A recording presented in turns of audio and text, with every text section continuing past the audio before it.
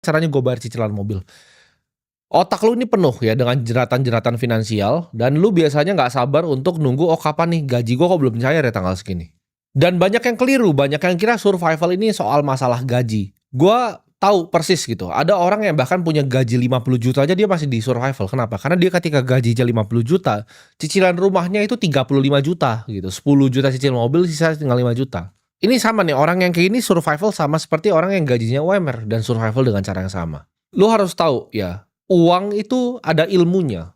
Dapat uang adalah sebuah game. Orang yang lebih kaya dari lu tuh tahu hal yang lu tidak tahu. Jadi kalau lu masih di era survival ini, lu harus banyak dengerin sama orang yang lebih kaya dari lu. Ibarat di level ini lu tuh nukerin waktu untuk dapetin kepastian. Ya, lu cari obat bius yang namanya gaji.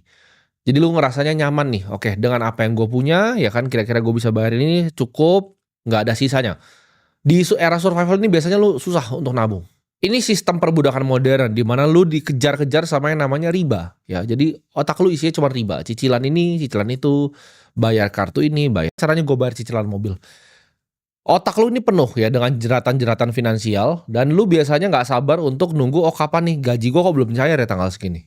Dan banyak yang keliru, banyak yang kira survival ini soal masalah gaji. Gua tahu persis gitu, ada orang yang bahkan punya gaji 50 juta aja dia masih di survival. Kenapa? Karena dia ketika gajinya 50 juta, cicilan rumahnya itu 35 juta gitu, 10 juta cicil mobil, sisa tinggal 5 juta. Ini sama nih, orang yang kayak ini survival sama seperti orang yang gajinya UMR dan survival dengan cara yang sama. Lu harus tahu ya, uang itu ada ilmunya. Dapat uang adalah sebuah game. Orang yang lebih kaya dari lu tuh tahu hal yang lu tidak tahu. Jadi kalau lu masih di era survival ini, lu harus banyak dengerin sama orang yang lebih kaya dari lu.